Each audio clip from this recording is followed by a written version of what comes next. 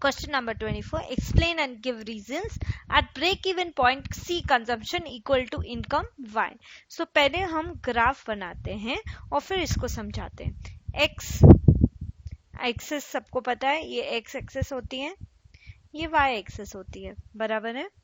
Okay, सो यहाँ पर है Y एक्सेस पे कंजम्पशन और यहाँ पर इनकम.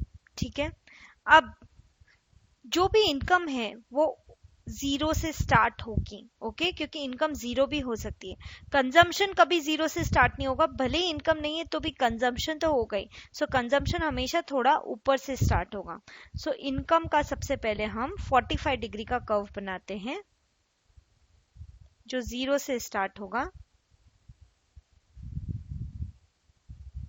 ये है 45 डिग्री कर्व इनकम का. ओके, अब कंजम्पशन का कर्व जो थोड़ा ऊपर से स्टार्ट होगा, हमेशा ही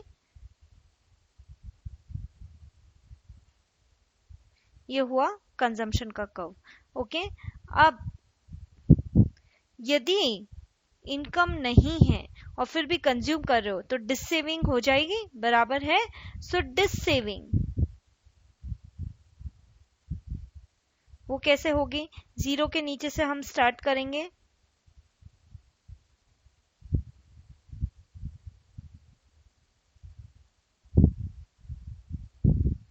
समवेयर ये दोनों पॉइंट मीट करेंगे जो कि ब्रेक इवन पॉइंट होगा. ओके, सो ये है मेरा y. इनकम को डिनोट करते हैं y से, दैट इज ये इनकम कर्व है और ये 45 डिग्री है. चाहे इनकम हो ना हो, कंजम्पशन तो हो गई, इसलिए जीरो से ऊपर से स्टार्ट हुआ और ये C कंजम्पशन है.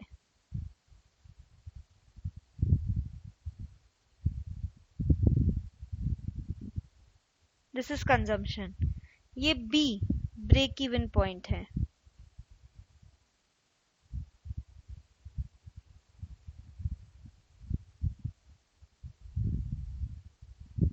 ओके, सो इससे पहले ब्रेक इवन पॉइंट से पहले डिससेविंग्स होता है और ब्रेक इवन पॉइंट के बाद सेविंग होता है. देखो भी ना ध्यान से, इनकम ज्यादा है और कंजम्पशन का कर्व नीचे है. सो इनकम ज्यादा और कंजम्पशन कर्व, तो ये बचा हुआ सेविंग हो गया. यहाँ पे कंजम्पशन का कर्व ऊपर है, कंजम्पशन ज्यादा और इनकम नीचे, तो इनकम नीचे है तो डिससेविंग होगा ना, कंजम्पशन बढ़ रहा है इनकम से. सो यहाँ पर सेम वे ये है एस सेविंग का आपका कर्व.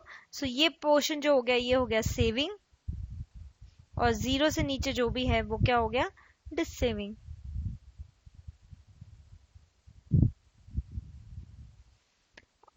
ब्रेक इवन पॉइंट पे एवरेज प्रोपेंसिटी टू सेव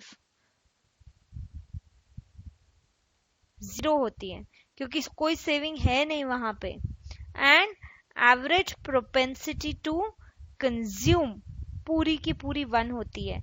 जो है वो सारा का सारा कंज्यूम हो गया, सेविंग कुछ नहीं. तो ब्रेक इवन पॉइंट पे ये होता है. Now let's read. When income is equal to consumption expenditure y is equal to 3. Income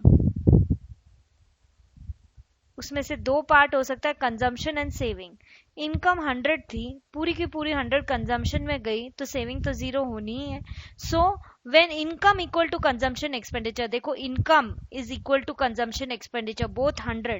y is equal to c, income को डिनोट करा y से, कंजम्पशन को c से, सेविंग को s से. The saving is zero, obviously saving has to be zero.